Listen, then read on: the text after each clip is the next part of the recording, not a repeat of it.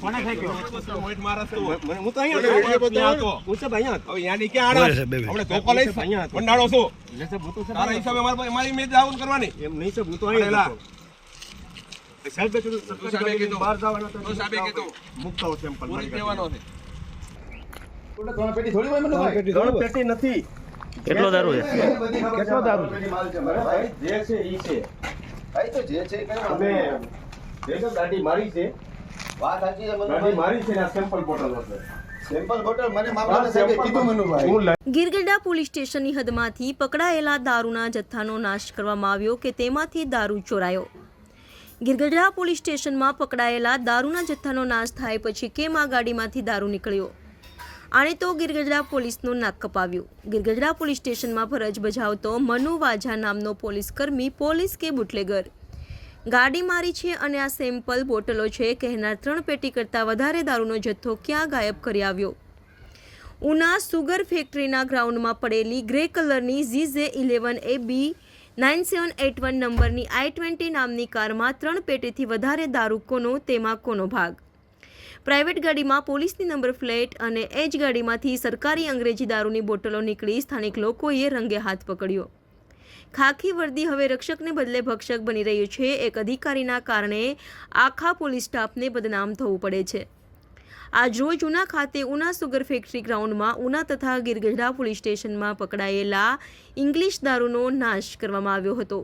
તેમાં જે તે અધિકારીઓ દ્વારા તે દારૂની ગણતરી પણ કરવામાં આવી હતી. તો આ પોલીસ લખેલી અને મનુ વાઝા નામના પોલીસ ડ્રાઈવર કરનાર કારમાં દારૂ ક્યાંથી આવ્યો? શું આ દારૂ પીવા માટે, વેચવા માટે કે કોઈ બુટલેગરને દેવા માટે? જો આ દારૂ સેમ્પલનો હવે તો 3 પેટી કરતા વધારે દારૂ ભરેલી કાર લઈને મનુ વાઝા નામનો પોલીસ કર્મી કેમ સુગર ફેક્ટરીમાંથી બહાર નીકળી ગયો અને દારૂનો જથ્થો ક્યાં ગાયબ કરી આવ્યો? તે મોટો પ્રશ્ન છે. શું તે દારૂ પોલીસ દ્વારા કબજે લેવામાં આવ્યો? શું આ કાર જપ્ત કરવામાં આવી? આ મોટો સવાલ ઉભો થઈ રહ્યો છે. જો આ દારૂ સેમ્પલનો હતો તો આ પ્રાઇવેટ કારમાં શું કરતો હતો? સેમ્પલમાં બતાવેલ દારૂના જથ્થા કરતા 3 પેટી દારૂ કોનો? આ દારૂમાં કોનો? હવે જોવાનું એ રહ્યું કે મનુ વાઝા પર પોલીસ કયો ગુનો દાખલ કરશે. સેમ્પલમાં બતાવેલ દારૂના જથ્થા કરતા 3 પેટી દારૂ કોનો? હવે જોવાનું એ રહ્યું કે મનુ વાઝા પર પોલીસ કયો ગુનો દાખલ કરશે. હેડક્વાર્ટરમાં બદલી કરવામાં આવી, પરંતુ આ શખ્સ પર તપાસ કરાશે કે પછી બદલી કરી ભીનું સંકેલી લેશે? ઉના ગીરગઢડા પંથકમાં ખાખી વર્દી વગરના પોલીસ અધિકારીઓ જોવા મળે છે, ત્યારે આમ જનતા પ્રજા પર અનેક પ્રકારના પ્રશ્નો, સવાલો ઊભા થાય છે. શું પોલીસની નોકરી ખાખી વર્દી વગરની હોય છે કે પછી કોઈ પણ ડ્રેસ પહેરીને ચાલુ નોકરી પર પોલીસ અધિકારીઓને સરકાર તરફથી બધી જ છૂટછાટ મળી છે? ઉના પંથકમાં જ્યાં જુઓ ત્યાં વારંવાર રોજે રોજ દેશી અંગ્રેજી દારૂના બુટલેગરો પકડાય છે અને દારૂ વેચાય છે.